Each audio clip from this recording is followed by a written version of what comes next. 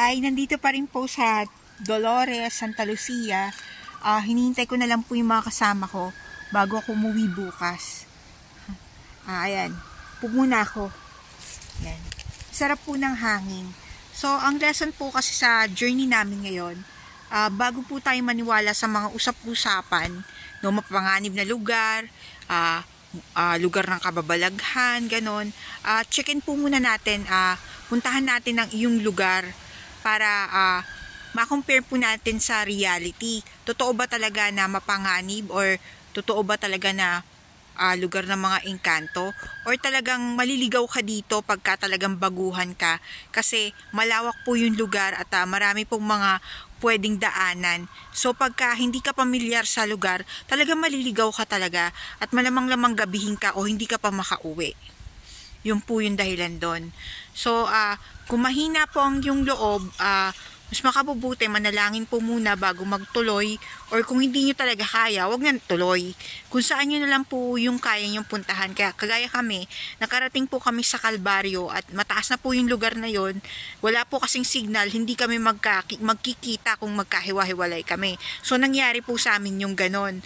Nagkahiwa-hiwalay kami, nawala si Oscar, naiwan kaming tatlo, sinesend namin kung nasan kami, hindi naman kami magkita-kita kasi walang signal. So, magdadaan po kayo sa mga ganong senaryo. So, kung di po kayo sanay, punta na lang po kayo dun sa kung saan yung malapit na alam nyo na makakabalik kayo agad. Yun po. Susukatin po kasi ang faith natin dito kung malakas po ang loob natin at pananampalataya natin.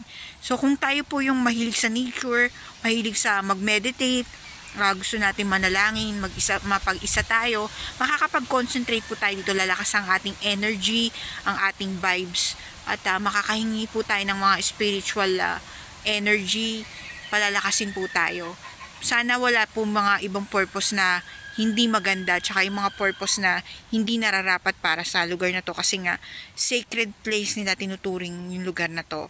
So mabubuhay po kayo rito kung kayong klase ng taong simple, payakang pamumuhay at ang gusto nyo lang peace of mind, mabubuhay po kayo dito, makakasurvive po kayo. Kasi may mga nakatira po dito sa lugar na to.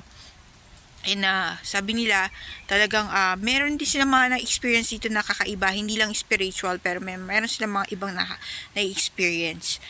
Doon naman po sa pababa, parang halos ano na rin, buhay syudad na rin, kasi may mga tindahan na, may mga transportation na, so parang nasa syudad ka na rin. Pagbaba mo dyan, yung place is called Talipapa. Yun yung parang marketplace nila.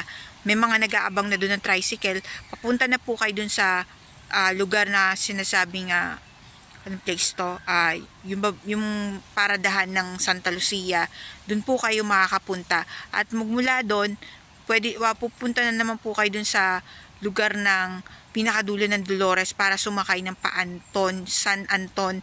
Then pag doon sa San Anton, pupunta na po kayong Franklin, din sakay na naman po kayo uli ng Lucena, San Pablo. Yun po. Yun. Medyo mahaba-haba po ang biyahe, kaya kailangan po strong yung patient nyo.